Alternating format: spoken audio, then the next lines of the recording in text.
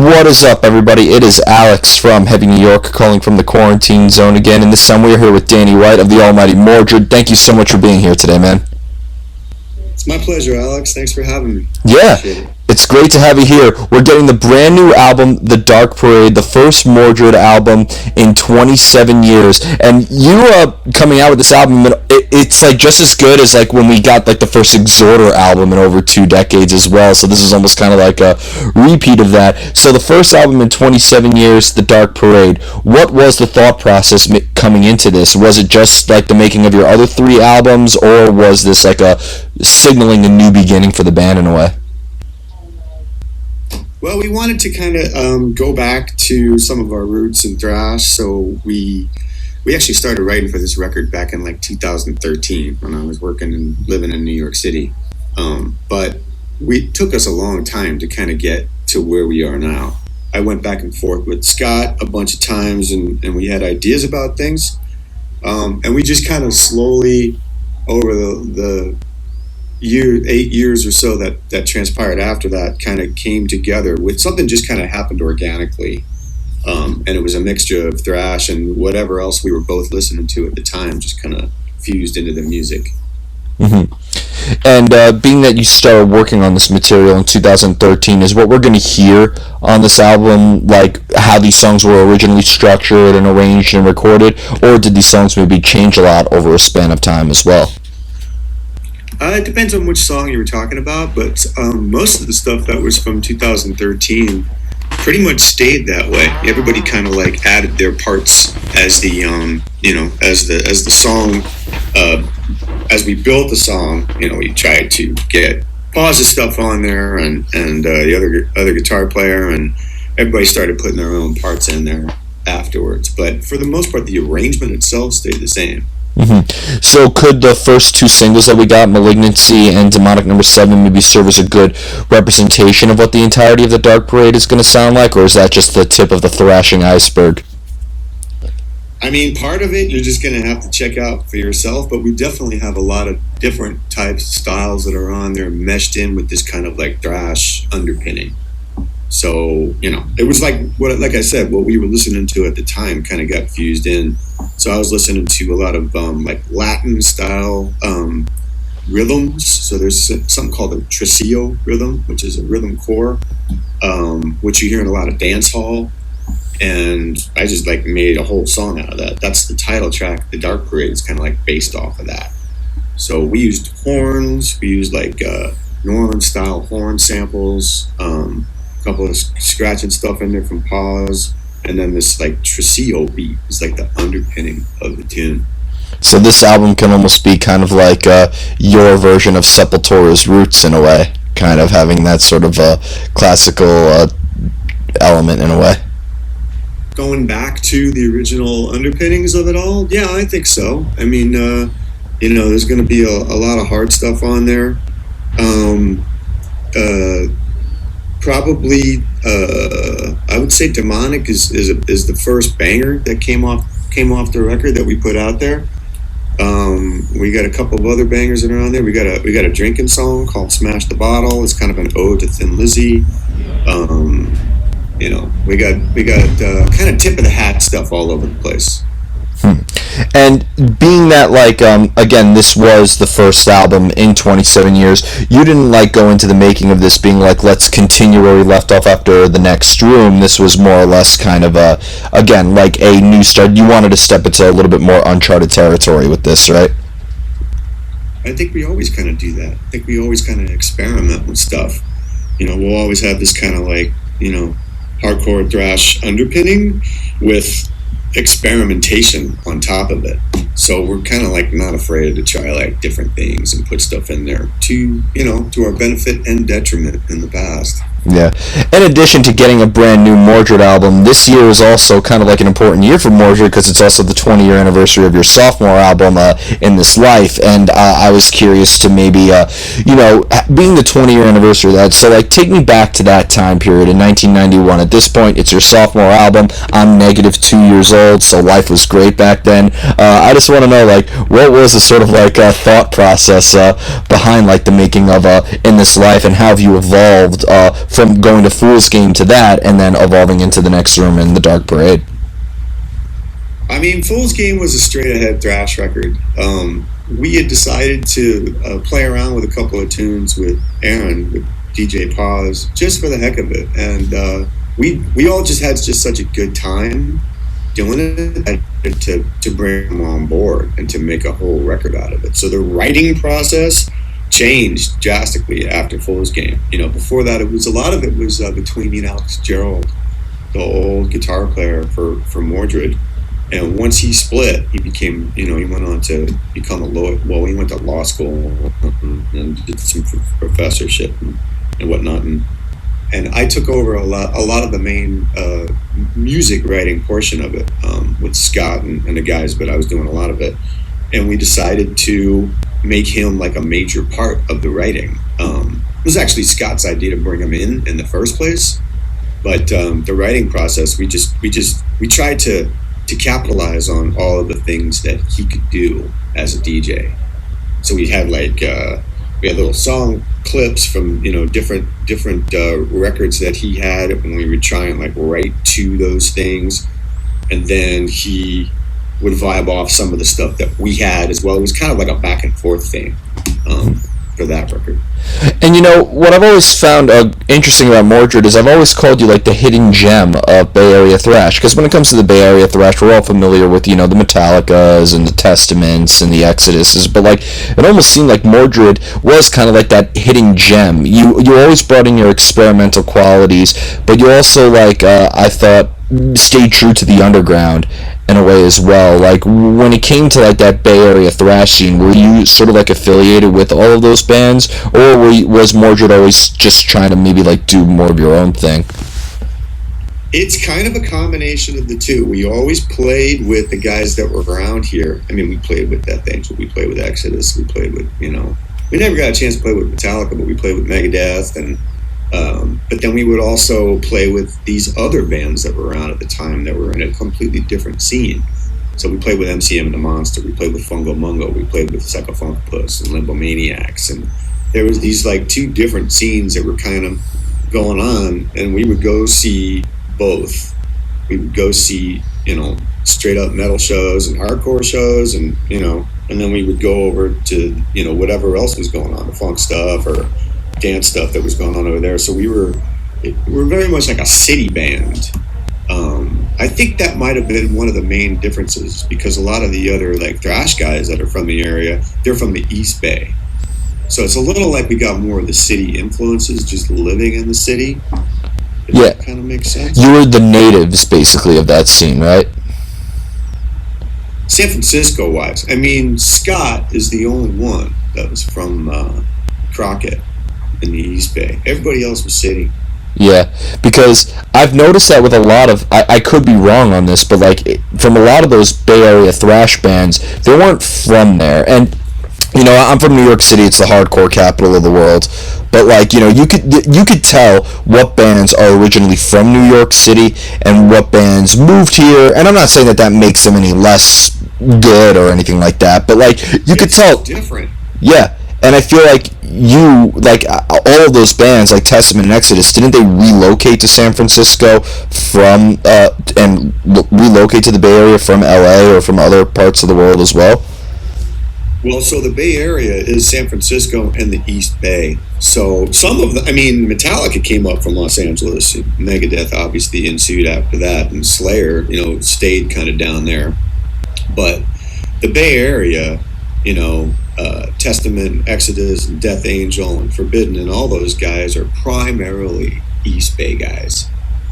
So, we would go across the bridge and we would go see shows, and they would come across because we had the Stone, in San Francisco, and all of these other clubs that everybody played at in the city. So there was travel that was going on, back and forth. But like I said, I think that we were primarily a city band. So that's my reigning theory right now in terms of the influences factor of it. Yeah, you were the natives. They came on your turf. I mean, I'm not going to get into a kind of a spitting contest or no, of course not. I think Death Angel had some guys that were out in the city as well.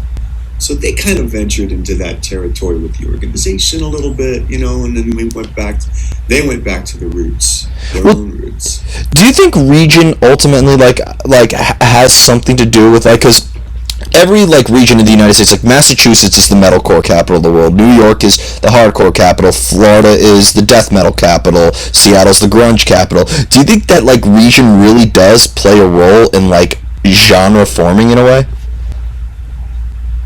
I do. I think that's why you get concerts that the Bay strikes back. You know, I think you get festivals that are made of that because people are realizing that music kind of comes from that area. You know, grunge came from Seattle. I mean, it was all based off of old 70s and 80s rock anyway, classic rock stuff, but it was melded with this punk, you know, and kind of different influence to make grunge. But that was happening up there primarily. So yeah, I would say that there are regions that have their specific influences that then have output that it represents that. Yeah, I interviewed Lee from Monstrosity, and he says that even though Florida's sunny most of the time, that there's a lot of storms happening, and that was playing the role in what we heard in a lot of great death metal bands, so... That could be, you know. I know that they get a lot of thunderstorms down there and a lot of tropical rainstorms and craziness down there. Maybe that's part of it. Yeah, and they always say that CBGB's is the birthplace of New York City hardcore. L'Amour's, no, the birthplace of New York City hardcore is the fucking subway stations. That's where hardcore originated from. So, I mean, I'll attest for that, man. I'm from New York, so I would have to agree with that, man. Yeah, so you were born and raised in East Coast, or you lived in New York? You mentioned you moved out to New York. I was born and raised in Manhattan. I was born in Queens and raised in Manhattan. Oh, really? Public schools until I was 14 years old, and then I came out to San Francisco for high school. Okay, and yeah, again, sort of so you got a taste of both scenes, East Coast aggressive music and West Coast aggressive music. I did. I was in California when Anthrax came up. I saw that happen. It was all SOD and Anthrax, you know, during the time I was in California getting into Metallica. I was down in Los Angeles and everybody was playing this Dokken, kind of poser rock, but the guitar players were always good. So I always got into those guys like Warren DeMartini and George Lynch and all that stuff. But the music, you know, I had a hard time with a lot of it. It was a love-hate relationship. And then a buddy of mine called me back up to Bay Area. And he's like, you got to check this scene out that's happening, you know. And he played me some Metallica and some stuff that was going on. And I was like, yeah, I'm going to go back. I'm going back up. I'm going back up north. Oh, wow. So you you traveled everywhere. And that's how we got the sound of Mordred. Because I do think, people pigeonhole, I don't want to say pigeonhole, but, people hear Mordred, they're thinking of thrash, but I see a lot of groove in there, and, a lot of punk rock. I see some sort of, punk rock charm behind it as well. So I feel like that, coming from New York and East Coast and West Coast, I almost see elements of all different regions inside Mordred. You're a thrash smorgasbord, I say. I don't hate that. I mean, you know, like I said, for better or for worse, we were always kind of like the bastard sons of the Bay Area. You know, we were kind of like the outsiders. We would play with everybody, but they were a little bit afraid. You know, they got a DJ, they got these different things that are going on, and it's you know, whether you like us or not, I would hope that it would be based off of if it's good music or not, if it's a good song. Definitely. So I feel like that's what it really comes down to. And going back to Mordred, because being that this is the first album in 27 years, but do you think that and I'm asking this way too far in advance, so forgive me, but do you think we're going to have to wait another 27 years for the next Mordred album, or do you think that we're going to get more albums frequently, or what could we be expecting from Mordred in the future in terms of songwriting? No, we just wrote a new tune last night, so I'm pretty sure you're going to see some output sooner than later in terms of what comes from us. We've got, you know, a contract right now that with M Theory Audio, and we're contracted for 2 records. So this first one's already been delivered. We got one more, and we're already starting to write for it. We got, you know, we were going back and forth and vibing and getting into little mini arguments and fighting over this and that or whatever, and that's how we make music. That's how we kind of you know, get through it. idea comes, this one's good, but what about this one over here? Well, I kind of like this one over here. It's very like a democratic type of situation for the most part. Definitely. And do you think that, because from what you were telling me about the Dark Parade, it almost seems like a lot more doors opened up in the future for Mordred, so do you think that maybe in terms of the evolution of your sound, there's going to be more to be discovered, or could the Dark Parade maybe serve as a good representation of what you will further move into? I think it's always going to be a case of whatever we're influenced by at the time is going to end up in the music in some form or fashion. So I would say that, we'll probably already always have these kind of, hardcore thrash underpinnings, and then we're just going to throw in whatever the heck we want on top of it. And sometimes it works, and sometimes it doesn't. Most of the time, for me, it does. That's when I'm still in the band and I'm enjoying it. But, I think that's what's going to happen going forward. And because you wrote a lot of the stuff for the Dark Parade in 2013. I mean, we lived in some pretty tumultuous times the last year or two. So, is there anything that maybe from the times that we're currently living in that has been influencing your songwriting as well? This is definitely the time for aggressive, loud, angry thrash. Yeah, well, so definitely that's influencing the stuff that we're writing right now. Like you said, the majority of the Dark Parade was written before COVID, but definitely during the last administration.